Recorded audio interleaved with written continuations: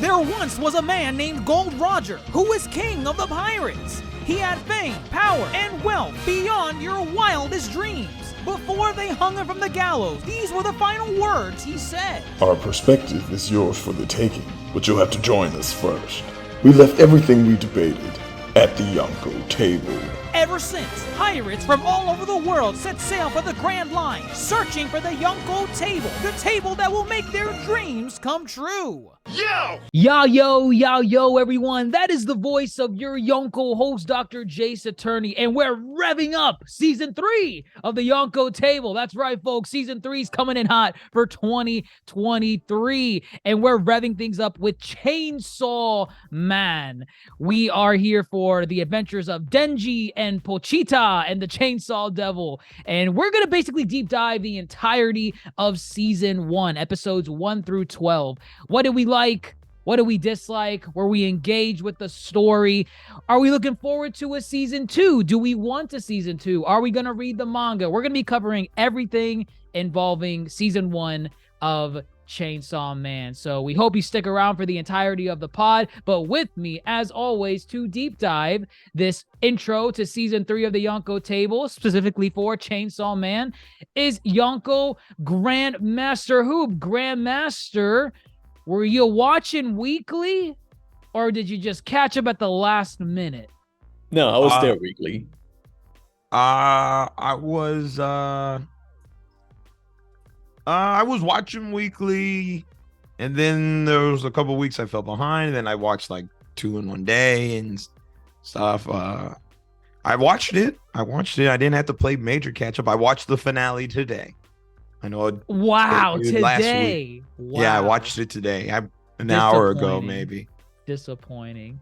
Sorry about it. Watching Mid-Hero every Saturday like it's going to church. I love my Saturday morning cartoons. What can I say?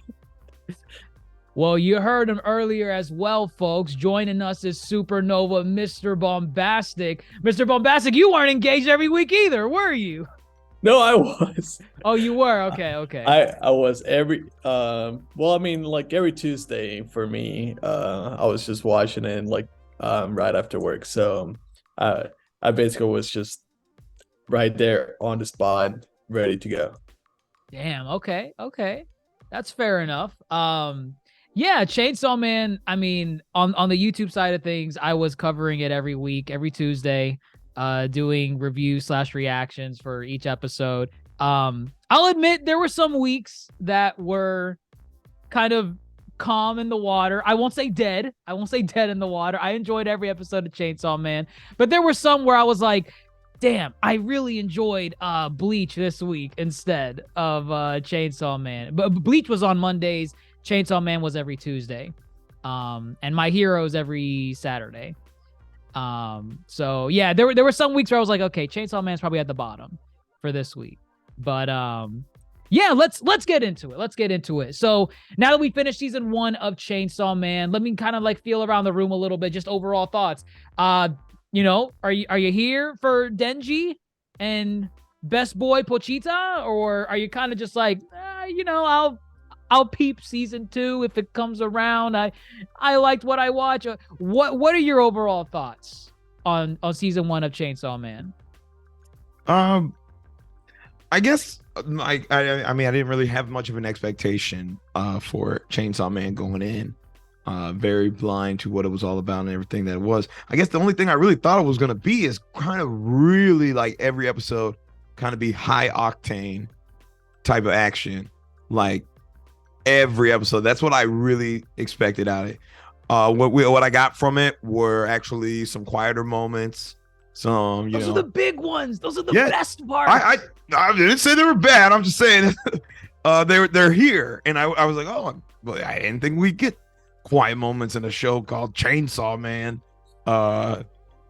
We got some great character interactions amongst the cast. And then there's a lore here. They're really kind of fleshing out this kind of devil hybrid demon zombie kind of world, and making pacts with the devils and whatnot, and what that entails. And I enjoyed what I seen. I guess I wanted more of the high octane kind of vibe that I thought I was gonna get. But with that said, I still enjoyed for the most part what I got from Chainsaw Man. I don't think I didn't enjoy anything.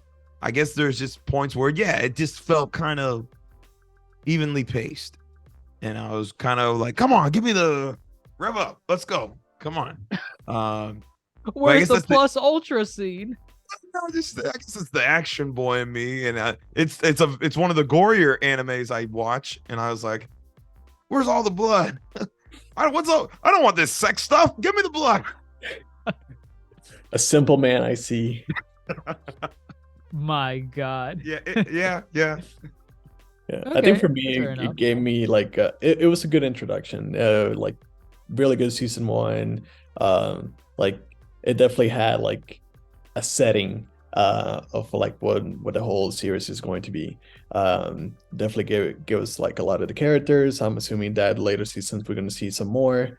There's definitely some twists because as we're going to get through it, there's some characters that I didn't think they were going to be away that quickly. So it gave everything that like many people wanted. And I think that I'm sure we have some followers that are not like anime people, but if you're listening to this, the best way I can explain this is like think of what you think anime would be. Chainsaw Man is exactly that. Is that like a negative thing? Or It's you can put it whatever way you want it, but the answer that is going to be yes. it's that meme where it's the guy walking in on his roommate watching anime and he catches him at the worst time. It's either you catch them watching this, this really action heavy anime, or you walk in on Denji groping freaking power. Yeah. or Like, someone what in the hentai are you watching? someone throwing up. and like, what are you watching? Disgusting. Oh my God. There are questionable moments where you're watching some episodes of Chainsaw Man and you just gotta kind of look over your shoulder, make sure you have no roommates or significant others stepping in like, what are you watching, buddy? I was watching this with my wife and she loves it that too. That's good. That's good that she could appreciate some of the finer qualities of Chainsaw Man. I will admit, I thought Chainsaw Man was gonna take off a lot more than it did. In our Discord, in our group chat, I was really hyping up Chainsaw Man because I read parts of the manga of Chainsaw Man before jumping into it. Not the manga in its entirety, but I breezed through it, and I was like, yeah, this thing is going to be, I think, like the next Attack on Titan or the next One Punch Man, in the sense of the anime is so popular that it kind of extends beyond the medium. For example, for Attack on Titan, when it first aired, everyone knew about Attack on Titan.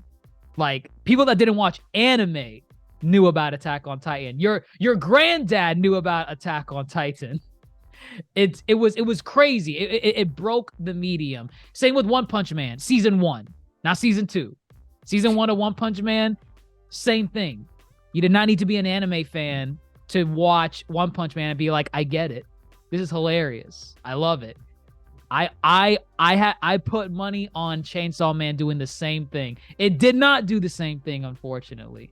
And that's not to say, it didn't deserve it. I think it was a great adaptation of what I recall from the manga. But damn. I thought it would be a breakout success. Still a success, but I thought it would be much, much more than what we got. I mean, when you compare it to Attack on Titan, dare I say it might almost be unfair to compare it to Attack on Titan. Attack on Titan, I remember, I first watched it pirated, and then Then it came out on Netflix, the entire first season. That was really easy for people to get access to it. I don't think as many people have access to Hulu. I don't. I know Hulu's still up there and streaming, but a lot of people had Netflix. Attack on Titan came out in the age of Netflix and chill. It was huge. Yes. Yes. I dare I say that plays a big factor into people winning over with Attack on Titan. And also Attack on Titan has this gut-wrenching twist within the first couple of episodes. And I'm not to discredit Chainsaw Man, I don't think there's really any kind of really gripping moments like that in Chainsaw Man. When you gripping in what way? Elaborate. Just kind of like wow, I didn't see that happening. Really? Like really? A big plot twist. Yeah. I mean, did we watch the same show? What? We did, but again, it it probably comes what? Are we talking about I mean we could jump all ahead. Are we talking about when everybody dies? Well, yeah. When the snake devil, and the Himeno, katana devil, right? Right. Yeah, that doesn't come until like episode what, 7, 8? It's pretty far. It's far in. Well, do you mean the placement of the plot twist, or because you said there's no plot twist like Attack on Titans?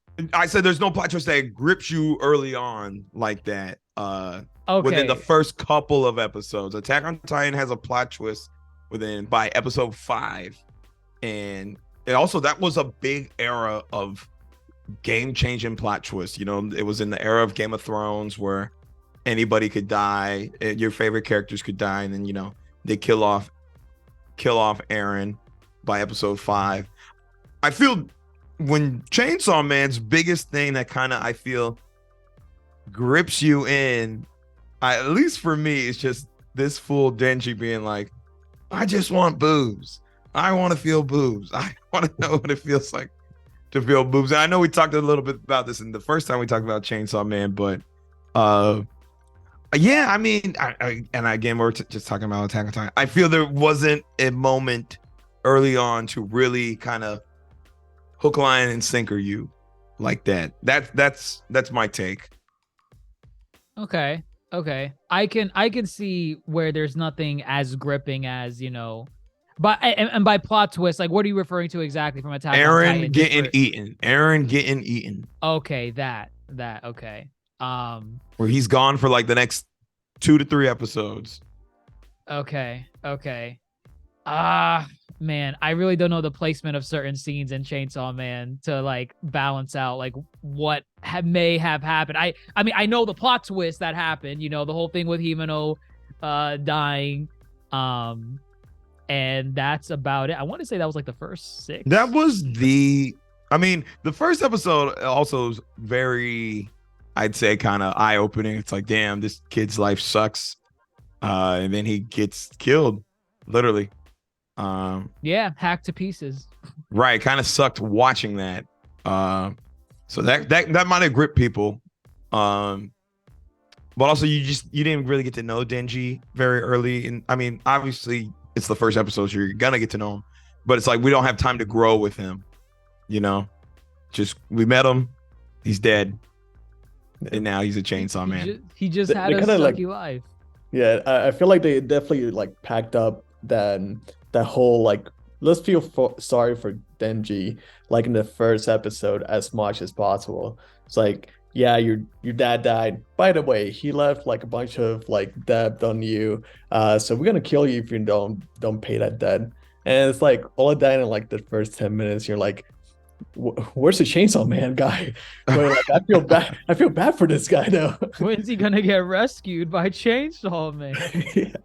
So yeah, I definitely feel for that as well. Like it does feel, I don't want to say rushed or anything like that, but like they wanted to like make you feel that quickness, and it's like, okay, like let's get this done. Let's put Denji on the board, and then like now let's put Chainsaw Man out there. Okay. Speaking of Denji, how do you guys feel about him as the protagonist of the title of the series, Chainsaw Man, do you like or dislike how different he is from your typical shonen protagonist? I'm gonna say this: most shonen protagonists are noble, ethical. They have these lofty ideals that are like, I'm gonna do my best. Come on, everyone, we gotta unite against All For One, Detroit Smash. It's your typical shonen main protagonist. Denji is not like that. And Grandmaster Hoop put it best very early on. He lets you know he just wants some boobs. That's all he wants. He wants ass.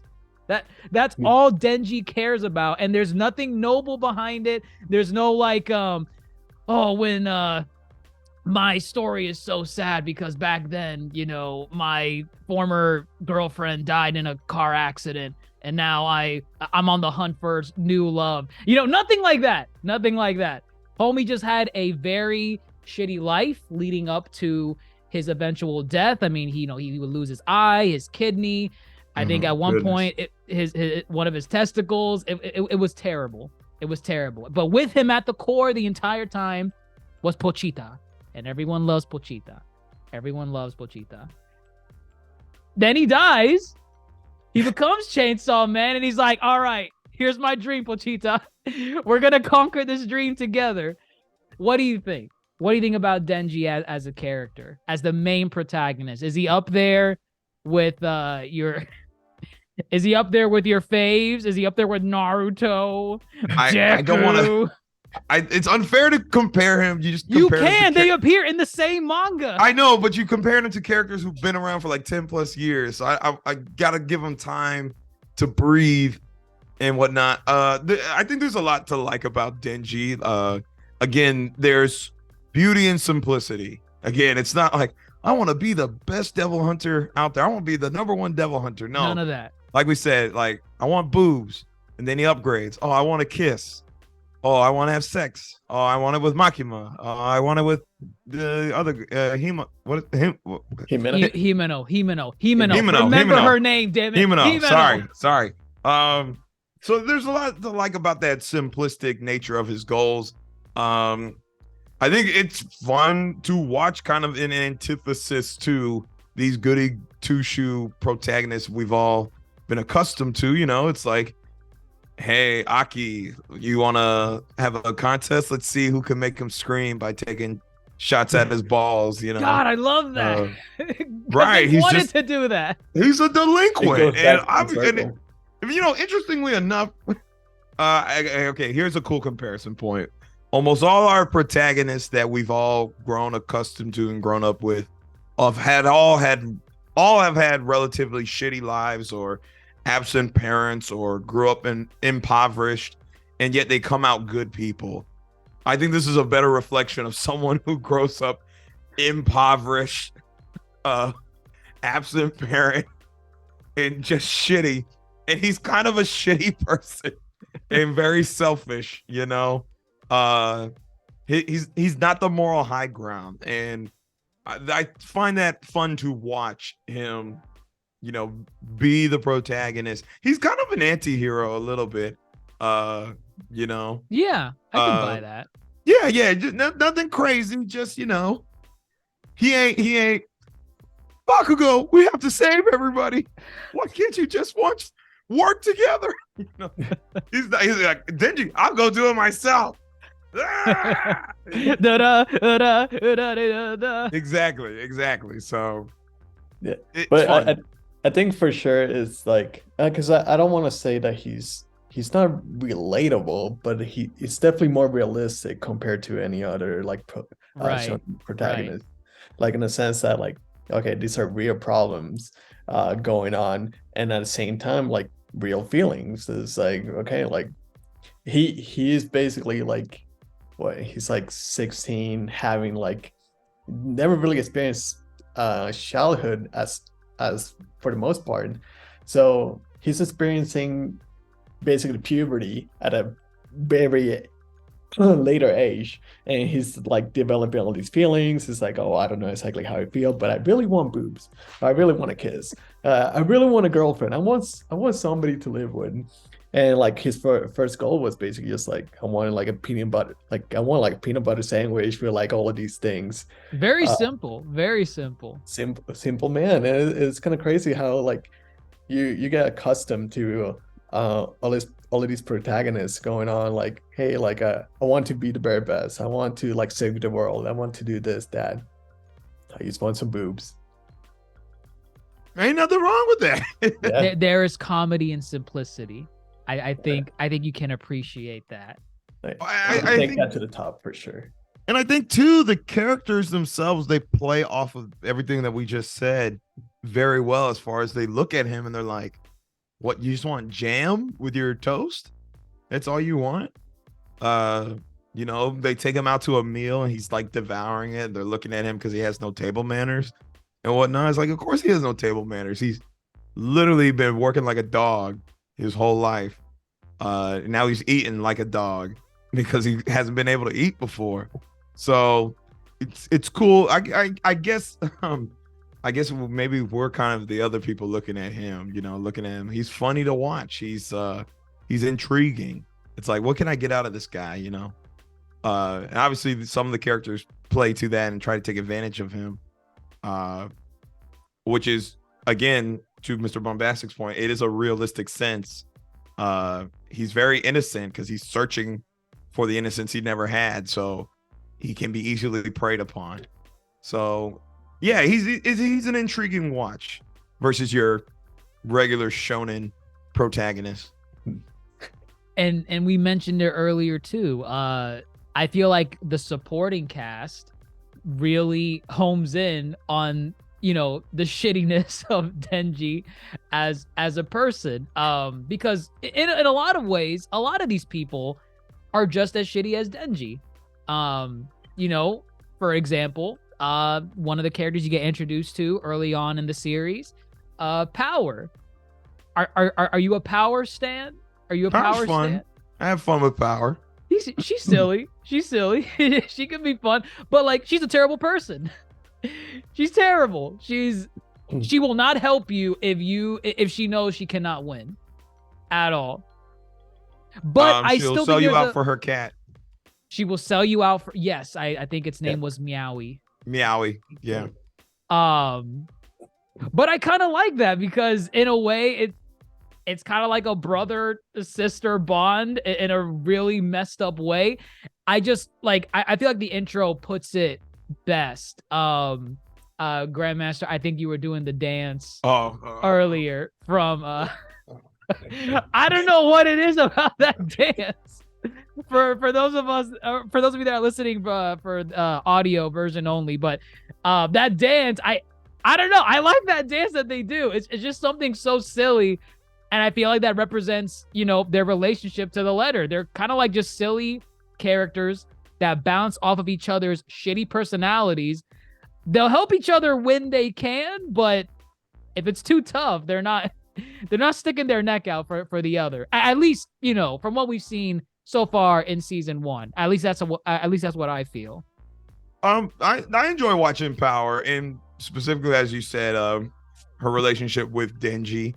They're outsiders, you know. Power, she's never been a human. Is that correct? So the concept with Power, and I guess that goes into like the mythos of Chainsaw Man. She was originally a devil, the blood devil, right? That inhabited a dead body, which is the girl that we see who calls herself Power. So she's basically a devil. They call her a fiend. She's called a fiend. A fiend. That's what it is. Okay. Right. That's the right terminology. Right. Okay. So her being a fiend, Denji's a fiend too, right? I have no idea. I think maybe. I mean, a devil inhabited a dead body, essentially. But I think the process was different because they made like a contract with each other. That's the whole point of contracts, devils and contract. It's weird. It's weird, man. The mythos in Chainsaw Man, I'm sure there's a concrete, like, you know, and someone in the comments is going to come after us saying, no, you should have listened. You should have listened to the lore. Listen, they go back and forth repeatedly in the series. I can't keep track of everything, but you have your fiends, you know, and Power is a fiend. I know that for a fact. You have your devil hunters who form contracts with devils. So they're still human and they trade a part of themselves to obtain the power of the devil that they got a contract with. So, like, for example, Aki, we haven't talked about Aki yet, but Aki, he made a contract with the wolf devil, for example. Right. And that was a trade-off where he could summon the wolf devil at any time. The trade-off is, I think, like a piece of his body gets removed, like sometimes a fingernail or something every time he summons it. I think that's what it is. So that's the devil hunters. And then you have the very special ones like Denji, right? I think they're hybrids. I swear they dropped the name hybrid. Maybe they're hybrids. I think the right terminology was hybrid because they were trying to compare Denji with Power, which at first many people can't believe in that, but I think they were explaining that it was basically a hybrid because technically Pochita is not taking control of Denji. Exactly. Right. Denji's still in control. He's still human for the most part, and Pochita, R.I.P. Pochita. All right, I'm glad we established that's good. I needed that. Back to what I was saying. I like that they're outsiders, Power and Denji, and you know they're forced to work together. Denji proves himself. Not actually, he wasn't trying to prove himself to Power. You know, he beats the bad devil, saves the cat, and you know. The boob action happens. What is it? Three squeezes. Three squeezes.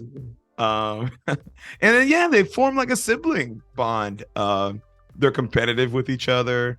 They try to one up each other all the time. And they're like making fun of each other. Like they make fun of each other when they lose and get bashed by like when their teacher, whatever his name is, I like their Aki, relationship. Not Aki. Not Aki. The guy.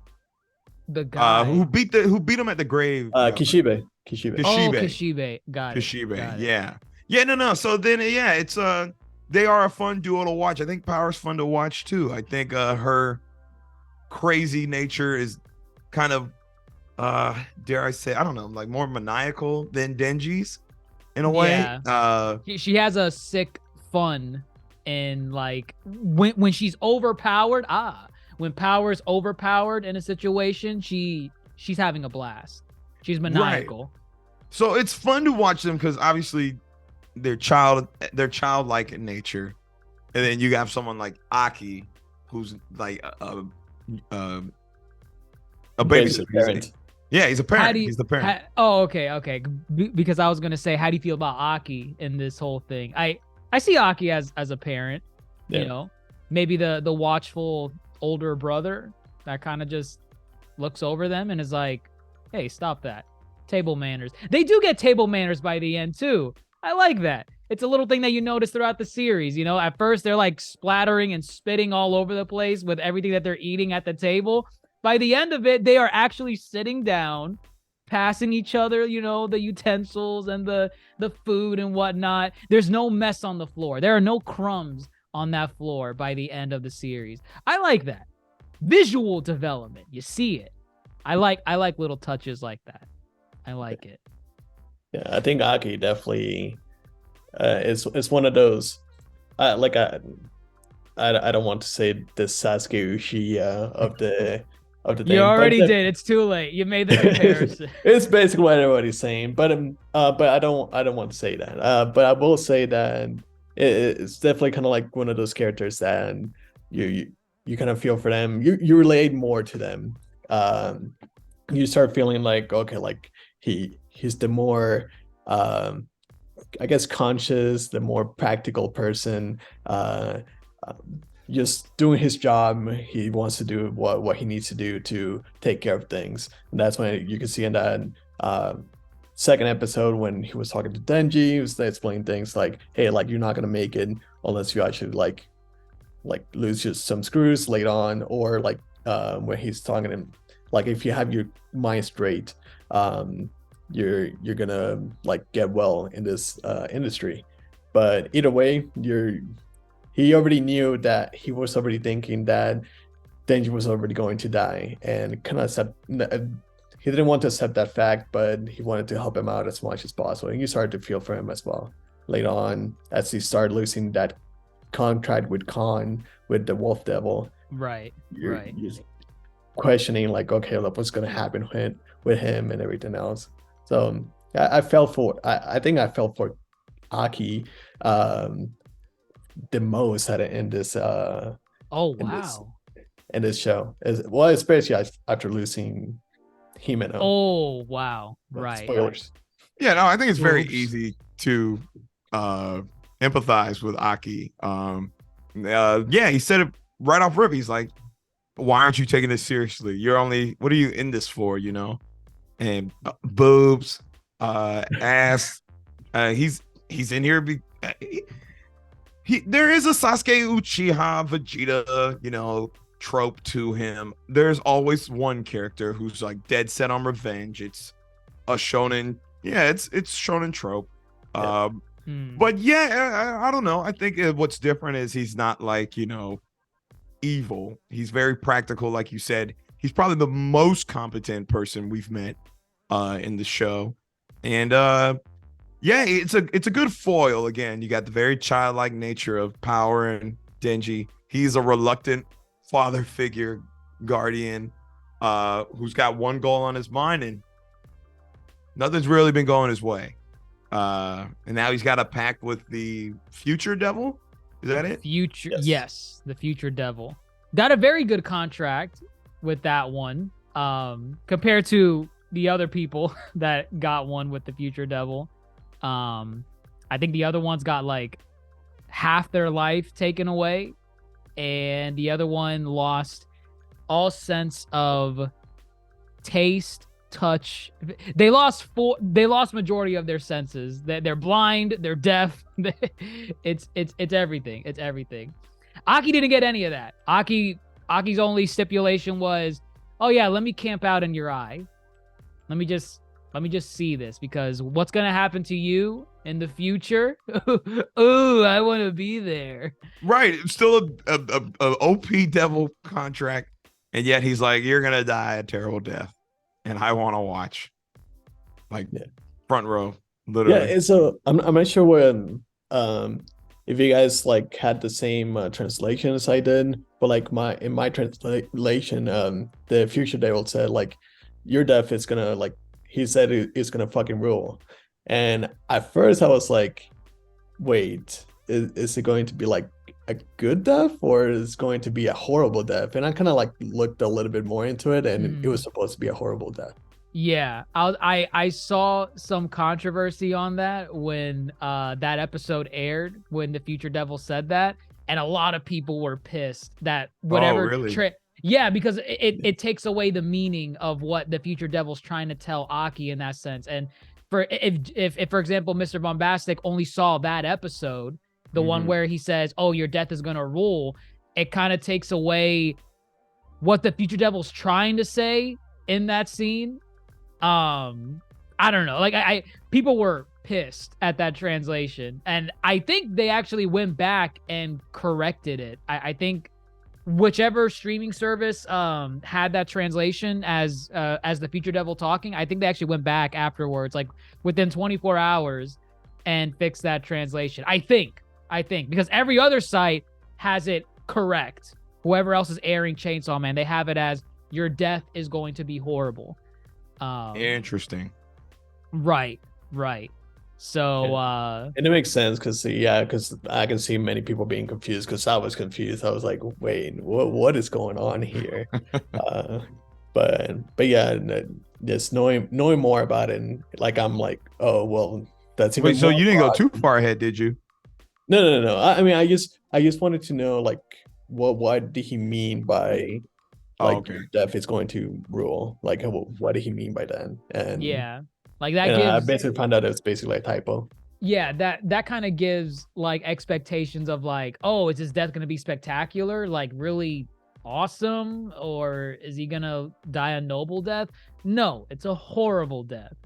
It's horrible. So, all right.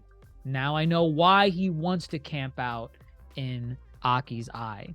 I mean, it gives him a Um, leg up too in some fights. He does give him a leg up. Oh, and he also has a contract with that Blade Devil, the Blade, Oh, which also only gives him 2 years left to live. So yeah, homie's gonna die. Homie's gonna die. It's around the corner. Devils, they don't make easy contracts at all. They Yeah, suck. and it was one of those things that like you basically like are on the edge of the seat the later episodes after that because you're like, okay, like I guess one is going to die. Is going to die this season. Is going to die anytime now. And then like as one of the last few episodes are going on, you're like, okay, this has to be it. He might die here. And it gives a good like sense of like I guess like same sense of danger for him because you're like, okay, what I don't know what's going on. He's gonna die, but It can happen he's gonna anytime. die anytime soon because we like you said, we know he's gonna die 2 years he already has 2 years at the most. Right. So if he most likely going to die before then. And it's not gonna be a peaceful death. Correct. Because the future devil said it ain't gonna be one. Yeah, so whatever it is going to be soon, and like we basically like going to be watching it anytime soon, which gives us that sense of feeling, which I liked a lot. yeah, no, that's a fun kind of, you know, God, I forgot the word. Just yeah, suspense. Knowing he's got a time clock ticking away. That could be one of the cool twists that might grip some people who are not already gripped, or not as gripped as they want to be. But I like. I'll tell you a scene that really I thought was a really good scene as far as kind of gripping was his flashback, with the gun devil. Oh, Aki. Oh, right. Yeah, right. that The was gun good. devil. That needs to be Yes. addressed. Yes, we need to address the gun devil. I just thought that was a scene that I was like, whoa. Did you like the silence of that scene where like he's just walking back home like and then Nissan? Boom. Crazy. No sound. No, I love the no sound bit. That house was obliterated instantly. Instant. Yeah. Really makes you, well, think about, damn, this gun devil's like mad OP, I guess. And then damn, it's one thing, I don't know, not to compare traumas, but you know, call him a Sasuke like figure. I don't know, just to see what is the gun Itachi? Is this the Itachi, the gun devil? In that sense, yes. Oh it's terrible. God. It's terrible. It's terrible. So he's got a lot riding on his quest, his pursuit.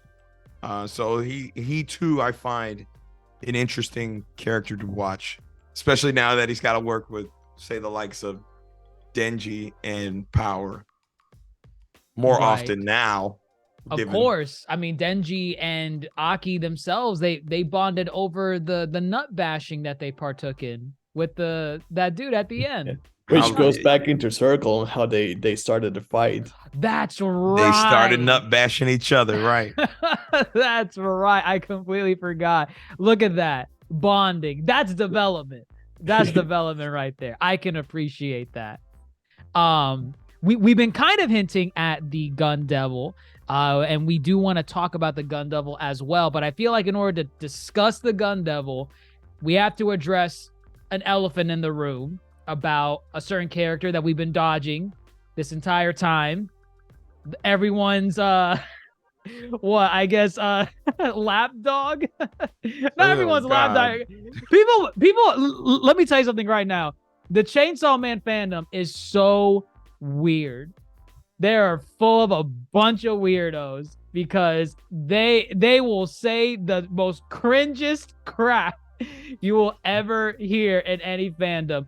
Of course, I am talking about everyone's favorite, everyone's suspicious Makima. Makima! Grandmaster, how do you feel about Makima? I want to ask you, how do you feel about Makima? Were you sweating? You're sweating right now. I'm not sweating. I mean, it is what it is. You know, we talk about animators having a field day drawing certain characters. They know what they're trying to elicit. Drawing like harken back to the days of Jessica Rabbit, Lola Bunny, Jasmine from Aladdin. Need I go on? Are you gonna go down the whole list? No, let me stop. These are overly sexualized depictions of characters. Makima is up there, and it's not only in how she's drawn, it's how she is portrayed. God forbid if I'm on a warehouse floor just having beaten up this devil with my newfound chainsaw powers, and this girl comes up to me touching my face and doing all this mess and says, put your head on my lap. God damn it, I'm probably gonna do it. And then, you know, you're gonna become her dog. Listen. And then you got Are you gonna bark? Listen, then that's you got bits in the fandom. Are you gonna bark? Time out. This is the bit I think that really like solidified me on like Denji. Come on, man, get in there. I guess wow. Was you know, they were talking about sex and how Himeno offered Denji sex, and he's talking to Makima about it. And Makima's talking about like holding hands and being intimate. And I'm like, God damn, they're doing a really good job at like, just like, not that I'm over here like horny for Makima. Are you sure? I'm not. It's just I hear some woof woof in here. That's all our listeners are hearing right now. It's, woof woof, Makima. Listen, I think however, whatever they were trying to portray, now I empathize with Denji. I'm like, wow, I understand. Now I get it. You're a simp. You're a big old simp. But I feel she's worth it. Now, with that all said, I'm erring on the side of caution because she really worries me. One, she's very manipulative. She's very much seductress. And there's some ulterior motive, I know for sure. Ooh, you don't trust her. Well, and then she has this OP power, which I guess she knows your name, you're dead. Essentially sounds like a death note, except your head blows up. Yeah. We saw a little piece of that where she's like getting these prisoners, and I guess the trade-off is she kills these prisoners on death row that are like committing heinous crimes, and then yeah, she could pop your head off as long as she knows your name. Crazy OP devil power. We don't know what devil it is. That's insane though. That's insane. I don't trust her either. I do not trust her for a second. You have that scene on the train where she gets littered with bullets and she's okay. She just gets back up. What the hell is that? I don't trust you anymore. And then, okay. And then she tells the others, you know, the advisors that came from, I think, Kyoto, to say, oh, you weren't harmed during that ambush at all? She's like, no, I wasn't. I think she let's go back to business. She does, yes. She literally changes the subject. Yeah, right. That's an immediate red flag. There were red flags before, but that was like, I'm digging my feet in the sand on this one. Denji, be careful with her. Be careful with her. Don't be simping too hard. I feel like Denji became a locked-in simp for Makima with the scene that you're talking about, where he's being offered, you know, free putang from Himeno. There it is. It's the closest he's ever gotten. He's like, oh, great, perfect. I'm getting it right here. And Makima does the whole hand-holding thing, the touching, and it's like, wow, that's it. That's all he needed. He's locked in. No one's gonna convince him otherwise now. I know we talked. I just want to go brief with, I guess, Himeno and her squad as well. because I mean it was kind of brief, and it kind of gives that story as well, that like since Himeno was in charge of like two other recruits, Right. think Kobeni is Kobeni, one of them. right. Yeah, and And the other guy is I think Arai. Arai or I? All Arai? right, I think it's all Arai, right. Yeah. Arai, Yeah. you're right. Yeah.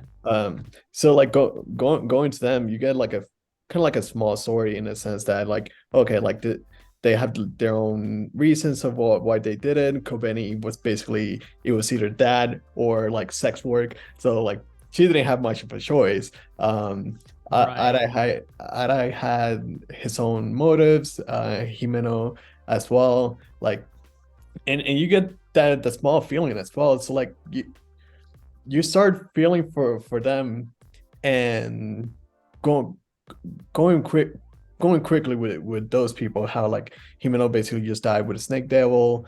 The only basically one out is Kobani, which is pretty lucky in itself. That's crazy. Right. Of all people. Yeah, and then Right. like we're going back to Makima. Just go, that this is the point where like I was like, okay, like Makina is up to something. Like she's doing a whole new task force, um, changing different things, basically taking care of everything herself, and putting everybody into a group and having them train and everything else. That's kind of like when once I started feeling that like, okay, maybe Makima might be maybe Makima might be like actually evil in some kind of Ooh, sense. evil. Interesting. I don't know what word to call it. Yeah, but she's Suspicious. totally up Yeah, to something. yeah, She's sus. Yeah. She's sus. Very, very high key sus. Yeah, I definitely like the dynamic with Himeno and her squad as well. I mean, Kobeni, I feel like is a good representation of how most people would be in scenarios where you're encountering hellish creatures and you're powerless. All you got is what? A Punches knife? and kicks, a knife. Right. There's that meme where like she runs up to I forget which character it is in the hotel, but she runs up to the person and she's like, in the English dub, she says with the knife, "I know what you are," and they show that meme of the homophobic dog, the Dachshund. You never seen that meme of the homophobic dog? I don't think so. Those memes are so hilarious. It's literally a white Dachshund dog, basically a wiener dog, and it's these captions that are zoomed in on the dog's face, and he just says like these weird, like, not offensive things, but he's like, "I know what you are," and it's like, my God, man. You'll have to send that to me. I don't know what you're talking about. I promise you, there's a good portion in the chat that's heard of these memes before. Nino sends these memes all the time. He definitely does. I got nothing for you. But yeah, you know, Kobeni, that's how a person would react. You know, I funny enough, when I was doing reviews for each episode, I was saying the same thing on each episode, saying, yeah, Kobeni represents how most people would react in these scenarios. I had some comments of people trying to be Chads, saying like, "Well, that's not how I would act. What are you talking about?" I'm like, you are the first just for that, you're the most suspicious person. I wouldn't trust you at all. In this scenario, all eyes are on you for even saying that, because it's always the loudest. It's always the loudest that fold the first. You don't have to say anything, because you know exactly what you would do if you went up against a supernatural devil, for sure. Yeah. One thing for sure I definitely want to know is like her, because it was really brief, like how everybody was talking about what kind of contracts they had with each devil, and I really wanted to know what Kobeni's was, because she just was so brief about it. She was like, "Oh, it's a secret." Anyways. Yeah. Yes, that's I mean, you don't get a sneak peek to the devil, but there's that, you know, what the hell scene when towards the end of that whole snake devil fight, when after Himeno dies, and I think the snake devil is gonna kill Denji or someone. I don't remember who, but Himeno comes in. I'm sorry, not Himeno. Kobeni comes in out of nowhere, and she's like doing these flips with like, jumping over the snake devil. I'm like, whoa, what's this? What's going on here? This is, I don't know if that's double work or if that's just the competence of Kobeni. But might have been holding back this whole time. She's the strongest. She's the strongest. She's that one character who's always shy, but then like shows up in the end. She's the OP one. She's the secret weapon. Oh, maybe she's the big bad all along. Wow. You think what? Maki must contracted with her. What if she's a devil? What if she's a devil this entire time? Maybe. I mean, I do have a theory with Kobeni. Like my theory is that like luck. Like I wonder if it's like a luck devil. The luck devil. A luck devil makes her lucky in it because like the main thing what I was thinking, it was like the two scenes where she was supposed to die when like the old lady was about to shot her, and then Harai just got shot in one of them and knew what's going on, and he just instantly jumped in front of Kobeni like in the most crazy way to die. Okay. And at the same time afterwards, once I forgot who was the snake devil recipient or I don't remember her name, but the one who had the snake devil. Yeah, they caught her, and Kobeni was actually like taking her to basically like talk to her, basically get some answers from her, and the snake devil just went out and grabbed her. And Akane, that's the name of it. Okay. Yeah, Akane. So Kobeni was like on site basically there, but then somehow she just got out of there. Okay. And she made that second funny noise that she had at that scene, but I was always thinking like, okay, like there's no way she can actually get away with that. There has to be some kind of devil work in there. So I was thinking maybe some kind of luck devil or something like that. I think that's very plausible. Yeah.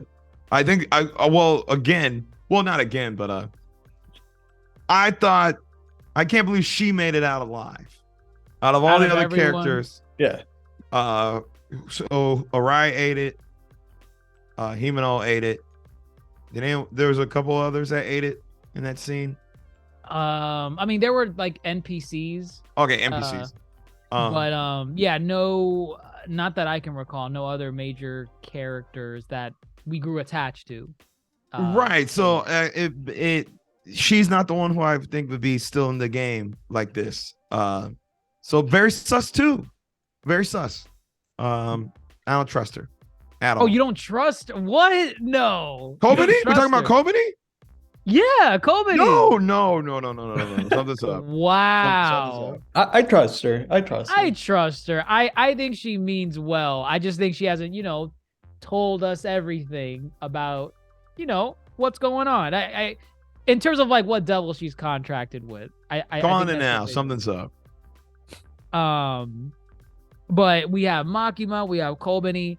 The concept of devils in Chainsaw Man, I really like. I like how the strength of a devil is measured by people's natural fear towards that entity. So the more fear someone has towards it, the stronger the actual devil is. So, and some of these I actually find kind of funny. Like early on, before Denji becomes Chainsaw Man, he's doing devil hunting jobs for the Yakuza, and he's using Pochita as a chainsaw to cut down devils that are like stupid, but they're easy to cut down. So like there's a tomato devil. Oh, you and this down. Tomato devil. There was a tomato devil. I know there's a tomato devil. Yes. Yeah, but it makes sense because some people have a natural aversion towards tomatoes, and I don't imagine it would be powerful. So yeah, it makes sense. But the higher you go up, you got wolves. People are afraid of wolves. People are afraid of the future. People are afraid of blood. People don't like to see blood or their own blood. Yeah, and at first I was thinking that they were like apps, like just normal things, like guns, wolves, animals, kind of thing. And then like once I saw Future Devil, I was like, wait, some of these can be abstract. So like Yes. I'm thinking of like Time Devil. I'm thinking of like Right. Well, I mean, I like that. I like that abstract. Yeah. I like that. yeah, Right. all of these things that it's just like okay, like age, like aging old, being old kind of thing. Like, whoa, how Anything. far can they go? And then I was thinking also like, would there be like a devil in there too? Yeah. Right. No, yeah, there could be. Because a lot of these, you know, it's funny because some of these fears for these devil concepts, you have to wonder like how many of these are conditioned fears. Like, do you have to learn to be afraid of like a gun, for example? Because guns are a recent creation of mankind. They didn't always exist. They're not a natural occurrence on Earth. So it's like, okay, we're conditioned to be fearful of guns or knives or swords. But what about like natural fears? You're like like put yourself as a caveman, you know, no communication skills whatsoever. What are your natural primal fears in survival? Right? I think that's kind of cool. Future Devil opened up that for me. Future Devil opened that door for me because it's like there's a natural aversion to darkness. You're naturally afraid of the dark. You don't have to learn to be afraid of the dark. You are naturally afraid of the dark. I feel like I feel like a nature fear conceptually should be more powerful, but I don't know if Chainsaw Man's going to go that deep. I don't know if it's going to go that deep. If they do, I give them mad props because I actually like what y'all are saying as far as, you know, yeah, it's just an interesting thought. Really, fears are very subjective. So, and they're commonplace. So any fear can be relatively shared amongst many people. Yeah. So it'll be interesting to see if that is just a devil on the loose, if someone has a contract with that devil, if someone ends up being a hybrid with that devil. Oh, water is very natural. There could be a fear of water, drowning, you know. Drowning, yeah. So I guess you can do a lot with this. They can do a lot. Oh man. They really can. They really can. Very cool. Very cool. But I still like, you know, what we have so far, because like the main goal of the series, right, for a lot of the characters is to hunt down the gun devil. Because apparently there was, I don't remember everything about it, but there was like some legislation on guns that like, you know, guns became banned, therefore people became fearful of guns, and then the gun devil went boom. The gun devil said, no, we need guns. We need guns. So now everyone's trying to hunt the gun devil. Aki has his own personal vendetta against the gun devil, and the whole point of the series is to get like the little, I guess, gun bullet devil pieces, and once you amass enough, it points you in the direction of the gun devil. But we heard it's very busted. It's a powerful devil. I don't know where we're gonna go from here in terms of hunting down the gun devil. I mean, that's what Denji's trying to do to get a piece of Makima. Makima said, "I'll sleep with you if you kill the gun devil." Is that correct? But She said something I think along it was the like, lines, I'll do whatever you want. I'll do whatever, you want. Oh, Denji Even says sex, anything you want. anything. Very manipulative, very toxic. Toxic. Interesting. I would do it too. I would get that gun devil. Wow. That gun devil is good as dead.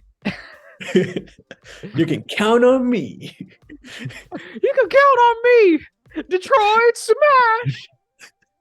Is that what you would do? I don't know, but for Makima, just about anything I do. Jesus Christ. Don't quote me on that. Woof, I'm woof. playing the character. Is that what it is? Who knows? Listen, it's What fun. character? It's fun. Grandmaster Hoop? Oh God, maybe. Listen, it's fun. It's fun. It is. Putting yourself in his shoes. Because yeah, he's gonna get the gun devil. Aki wants the gun devil.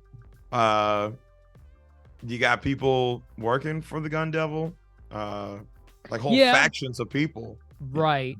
Who is it? Like this giant walking gun? What is this? Yeah, what does he look like? Is he like a hybrid, kind of like Chainsaw Man, or they had Katana Man or Blade Man, whatever you want to call him. I thought the introduction of Katana Man, Blade Man, whatever you want to call him, some say Samurai Sword Man.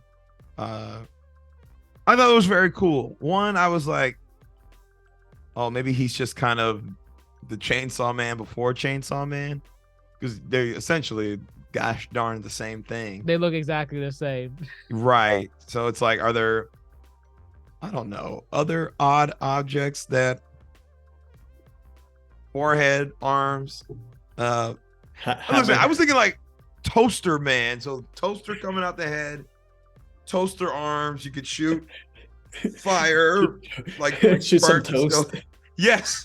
God, this is just a Mega Man roster list. Jesus. Oh yeah. No, actually it is. I thought it was really cool seeing the Blade Man. And you also got to think about, because like he has the same, I guess, quote unquote components of Chainsaw Man. Like he can retract and put away his swords. So like I was thinking of like how would there be like a Poshita version of a katana or like blade that they fuse together? Like how did that work? How did that manifest? Like right. Oh yeah, a blade cheetah? I don't know. Something like that. No, they could just be little animals running around. I feel like at the end of the season, I kind of had like more questions than answers, which like I was okay with it, because like it made me actually like excited about the next season coming up. So that it's definitely ended in a good note, and I liked all the characters and all the villains as well. No, likewise. I appreciate the quiet moments in Chainsaw Man, because I feel like they're trying to tell like a message. And I feel like that's supported by just this level of great animation. Like, I don't know what black magic they're using at Studio Mappa, but Jesus Christ, they know how to animate humans moving. There's just certain scenes where like you have Himeno walking into her apartment with Denji, and the way the characters are moving, I'm like, how long did this take to animate? This is insane. And it's nothing crazy going on screen. It's not like my God, I don't know, Tanjiro versus that one character from Demon Slayer from the past season. I don't know. Oh God, I don't know his name. The demon. The demon, yes, the recent demon. It's nothing crazy like that. It's just two characters walking and moving. I feel like they did a really good job with animation wise. Studio Mappa on this one. I agree. Yeah, and I think they put a lot into the simplicity of it. How like so simple, like the ideology of that they have, and also the concepts of, like, for example, like Aki and Himeno, like they got along over a cigarette. And yes, there's cigarettes. And that's the scene that got me. It's like because Himeno has a ghost devil that takes part of her whenever they wanted to when the ghost devil wants to attack. Well, no, whenever it wants to do a big attack, she loses part of her body. Right. Yeah. And Himeno used it to the full capacity, to the point that she basically just died, disappeared, because she lost all of her body, and still didn't manage to actually like take care of it. So the ghost devil managed to find another suitor. And I guess like what's the name again? Akane.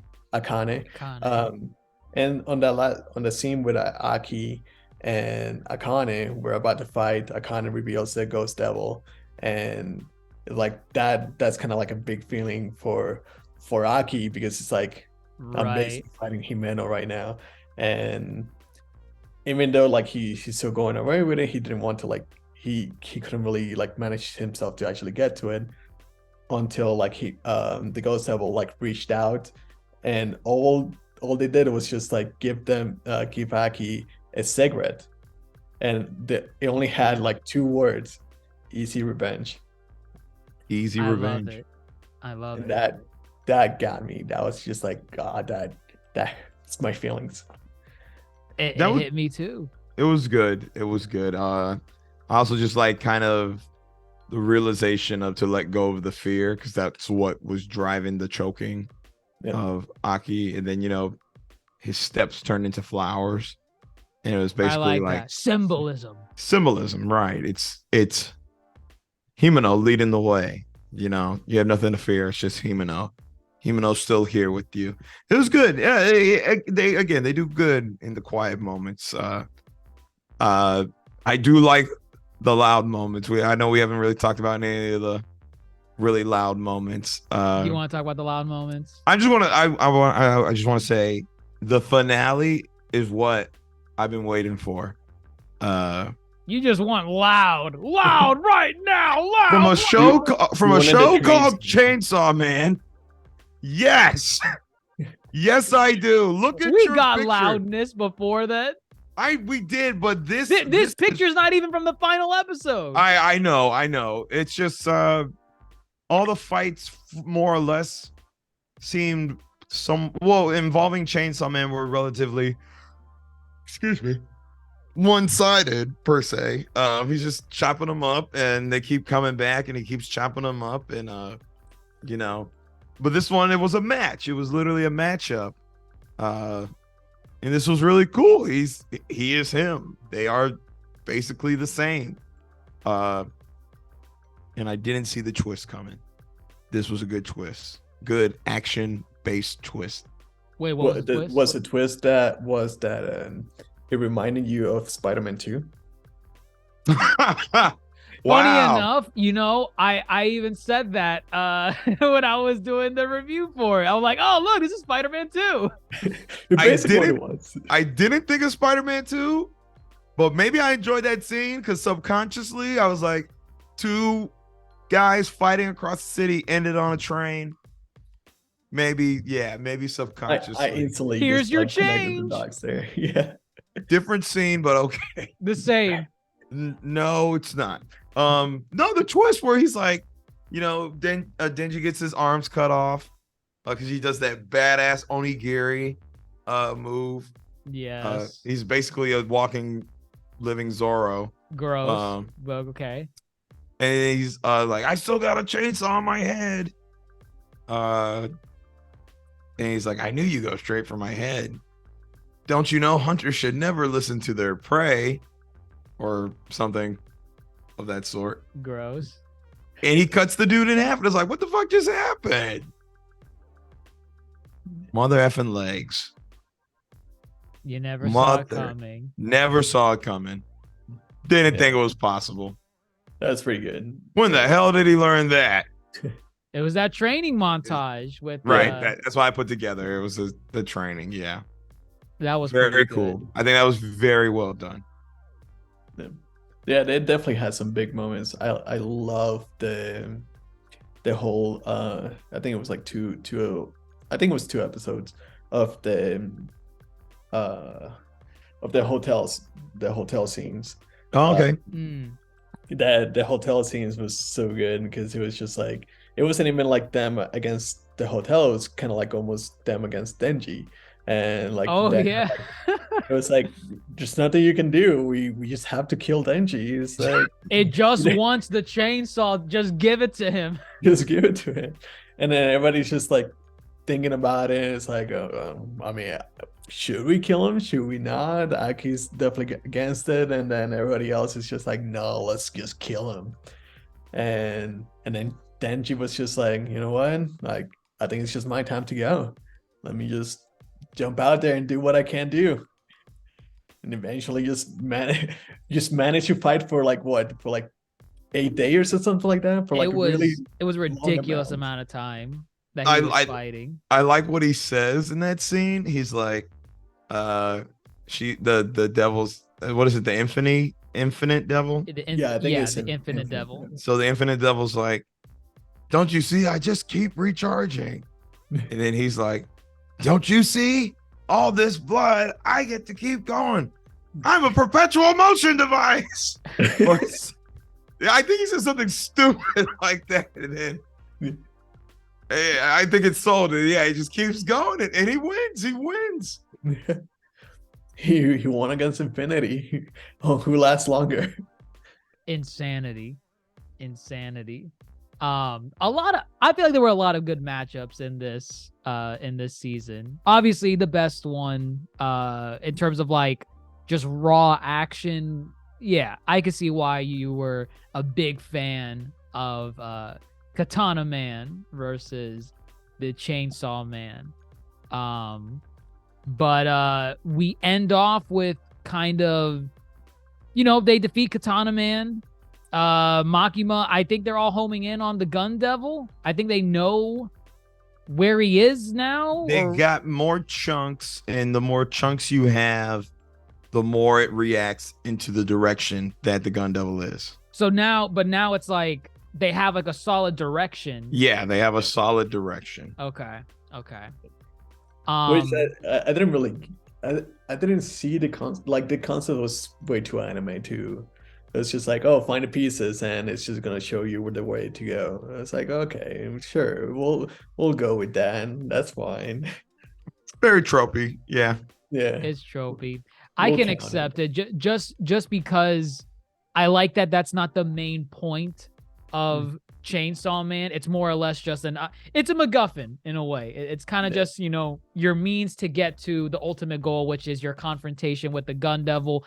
Chainsaw Man excels at all the other little things that it does, besides like the giant the Gun Devil piece that we're looking for. It's on the top of that tower. We gotta race to the top of the tower. It's everything that it takes to get to the top. That's what Chainsaw Man is about. So I could definitely appreciate that. But everyone seems to be left in a good spot. It's not like a sad ending. I mean, it's sad in the sense of, some characters are reminiscing on older characters that died in this season. Aki, remembering Himeno, missing her greatly. That was a good, like, little kind of scene because he is doing that, but he's actually enjoying his roommates too. Yes. And that was a very nice scene. They're all actually getting along. As you said, we progressively see them have more table manners.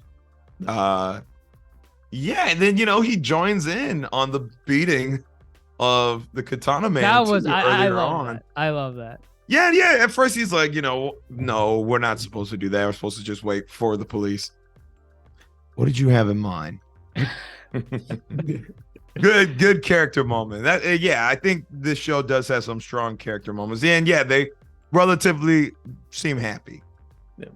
Yeah, right. You can definitely I think there was the final montage of everybody just goofing off and everything else, and I saw Aki crack a smile as well whenever he was looking at Power, and I was like, you're growing as a character. Right. You don't have to be this hardened character. You could crack a smile. Yeah, and at the same time, that the scene which you guys were talking about, one of the quiet scenes, and one of the quiet scenes of Aki literally just walking to the patio and seeing the Easy Revenge cigarette, and you're smoking it. He smoked cigarettes, yeah. Yeah, it was just really, really so it was so telling. I was just like, wow, that is not even, it's not that it's well animated, but it was, but it had such a big impact of just visual a guy. Yeah, and it was just a guy just smoking a cigarette. How simple and how strong of us impact it made. It was a good scene. It's good stuff. Yeah. It was fantastic. I think they hit the mark really well with season 1. We do get an end credit MCU cutscene at the very end. They did, yeah. Everybody's doing it. Everyone's doing it now. We get the scene of a coffee shop, and there is a female character walking to the coffee shop, and she says Denji-kun, and that's about it. We don't see the character. We don't see anything about her. But I imagine I imagine if they ended the scene with something like that, she's probably gonna play a major role in season 2. Is it someone that Denji's gonna simp over, similar to Makima and or Himeno? We'll have to wait and see. But interesting direction Chainsaw Man's gonna be going in. Good ending, happy ending at least. Are you here for season 2? Or are you just kind of like, it'll get here when it gets here? I ain't gonna hold my breath. When is it expected? 2023 or no idea? No confirmation. I don't even think that means 2024. It does. It does. I don't even think, I could be wrong on this, I don't even think we have a green light for a season 2. As in, I don't think Studio Mappa has come out and said, "Yep, season 2, we're working on it right now, and it's underway."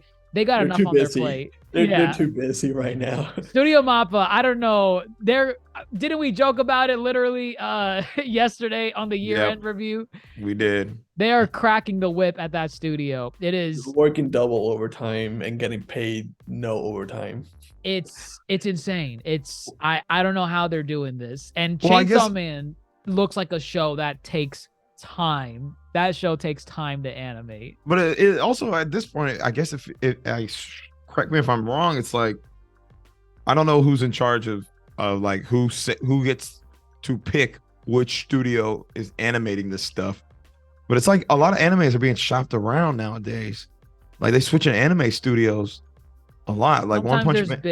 Bidding. Yeah, One Punch Man. This Mappa is doing this next season, but that's the third studio that's worked on One Punch Man. That's the third studio. First studio was Madhouse, for season 1, and then season 2. I don't remember the name of the second studio, but they don't have a good track record when it comes to animation projects and season 2 shows of One Punch Man. But now season 3, Studio Mappa. That's exciting. That's actually really exciting, because now it's like, okay, we're back to competency. I'm excited now. I'm excited again for One Punch Man. It's fine. Yeah, but yeah, it's just I've noticed it more now, so that very much might factor into how long it will take for us to see season 2 of Chainsaw Man. Oh, you think if they might have another studio? Yeah, which Jab? Which I am now just starting to grow accustomed more to Mappa, because I feel some type of way as far as what is it? Attack on Titan's final season being by Mappa. Because it's like split into 3 parts. Well, no. I was a fan of the original anime. Whoever was animating, Studio Wit. Yeah, I was the original animator, season 1 through 3. Yes, I was very much Attack on Titan. Like the bold lines and whatever. So it took me a while to get used to the Mappa doing it, but I enjoy what they have done with Chainsaw Man. It works. They're like Mr. Bombastic said, they're like really good at nailing kind of just the human actual emotions of it all. Like right. So I hope they come back. And really good with 3D animation. Yes. There's a lot of 3D animation in Chainsaw Man. Studio Mappa likes using a lot of 3D animation. To your Attack on Titan point, one of the things I'm not a total fan of is that they switched the models or the animation style of the Titans to be more 3D as opposed to what it was before. A little bit jarring, because we're so used to the other style. But in Chainsaw Man, I kind of like the 3D elements that they have. You see it a lot, and I feel like when you can barely notice that it's 3D, that's when it's at its best. The fight with Katana Man and Chainsaw Man, a lot of 3D animation techniques in there. I could barely tell that it was there. Well, dare I say, it's next level, kind of like that rotoscoping type. Yes, rotoscoping. Right. It kind of looks like that. It's a step up of the Guardians holiday special. That intro. Ew, God. Christmas. Yes, I hate Christmas. Yes, a huge Yeah, step up. I don't know how they do it, but yes, it works. It really does. Agreed. But yeah, season 2, we'll see. We'll see how long it takes to get to a season 2. I know a lot of animes do like this whole first batch, second batch thing where like the first 12 episodes come out, then you got to wait 6 months, 3 months, 4 months until the second batch. That's not the case with Chainsaw Man. We have no idea what's going on. So this is season 1, episodes 1 through 12. We'll get season 2 whenever that happens. It seems like with the bigger animes, it's just going to a big long haul. Like a lot of people are just like waiting for so many animes. Jujutsu Kaisen is like one of the bigger ones that's like waiting for like almost a year now. Nothing coming up now. So game has changed. There's this big shift. I think animation is becoming more expensive and more bombastic. Ooh. I mean, it's specifically for anime. Yeah. For anime, yeah. So like, I guess Jujutsu Kaisen was like 20 plus episodes or whatever, but like, your how do you call it? Your Demon Slayer, roughly 12ish episodes. I'm not counting Mugen Train arc. No, that doesn't count. Demon Slayer, Bleach, JoJo as well, Stone Ocean. We're not getting the big batch of episodes anymore where it's like 25, bam, stick with us for 25 weeks. Jujutsu Kaisen still seems to be doing that. We'll see with season 2. My Hero is sticking by that, at least, where we are getting that 24, 25-ish episode mark for that. Probably the most consistent. Probably the most. So we'll see about season 2. Any final thoughts on Chainsaw Man? Anything on just season 1, where you want to see the story go with a season 2? Are you looking forward to a season 2? Are you hooked with the characters here? Like, what are your guys' overall thoughts to close us out? Yeah, I'll say yeah. I'm here for season 2. It's a good anime to watch. Definitely fun. It's fun. When it comes to that, when it comes to fun, I'll definitely give it a 10 out of 10. There's many things that you can, I guess quote unquote relate. All the Sims can relate to Denji. That's for sure. That's guaranteed. Yeah, someone in here. Everybody's barking at Makima, and sometimes barking at Kobeni as well. So like it's a fun show to watch. Like I would really recommend it to a lot of people. I have recommended it to a lot of people, and some of those people that have watched it, they were like, "Yeah, this is exactly what I thought anime would be." Oh God, that's such a weird assumption. This is exactly what I thought of anime. Like I knew it. I knew it. All y'all are just high action pervs. I knew it. Oh man, But funny. This is a very delicate time. I am invested, but if they make me wait too long, I will lose interest. What's your limit? Like max amount of time you're willing to wait. Oh, I'm gonna put it straight. We made the comparison earlier, and I'm getting similar vibes, I guess. Attack on Titan made you wait like 4 years for their season 2. That was worth it, and I waited, and I prayed, and I went to the social media pages, and I spout my frustrations. I don't think I'll be doing that for Chainsaw Man, so that's where I'm sitting right now. So 2 years.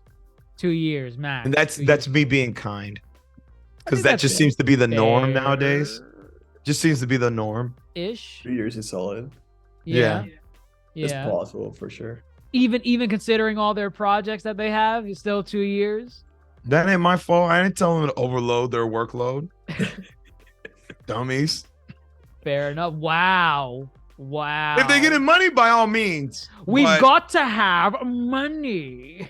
quality over quantity though. So if you They got too haven't much on your missed. plate, They haven't Yeah, missed yet. they haven't done bad, to be honest. So I think I've I yet got to a see good an feeling L. about I got a good feeling about One Punch Man 3. I hope it's not an L. I hope it's not an L. 2 years. 2 years. Okay. Very lenient. I think that is lenient. It's fair, you know. I feel like you shouldn't wait too long in between seasons for any anime. So I mean, they got a lot on their plate, you know. Final season of Attack on Titan, Vinland Saga season 2, and a bunch of other shows that they're working on, you know. Chainsaw Man, I'm sorry, not Chainsaw Man, One Punch Man. So we'll see. But yeah, I would say that wraps up our deep dive on Chainsaw Man season 1, episodes 1 through 12. And that's a great way to start off 2023. It sounds like it's going to be a great year for anime throughout the year. And we'll likely touch base quite a number of times to let you know what our thoughts are on the upcoming shows. But let us know what you all think about Chainsaw Man season 1. Are you a reader of the manga? Or if not, what did you think about season 1? Was it a good adaptation? Did you like where the story went? Can you relate to Denji? Are you going to be like Grandmaster Hoop and Bark for Makima? That's the big question. That's the concerning question. Let us know your thoughts. Drop your doctor notes in the comments so that we could check you into the nearest hospital. And yeah, we'll catch you on the next one, folks. You know where to give us a listen to on Spotify, Apple Podcasts, YouTube, Twitter, Instagram, TikTok, at the Yonko Table. And if you want to see us on our gaming side, check out the Twitch at DrJaceAttorney as well. We're playing a lot of games on there. Let's hope that they make a Chainsaw Man game at some point. I feel like they will. They got to make a Chainsaw Man game at some point. Maybe a fighting game. Maybe that's asking too much. I don't know. We'll see what they do. But with that, everyone, we're done here for the Yonko Table. I'm your Yonko host, DrJaceAttorney, fellow Yonko Grandmaster Hoop, and Supernova Bombastic. Signing off, revving it up. Do we want to do the dance? Yes. I ain't gonna stand up, but Oh,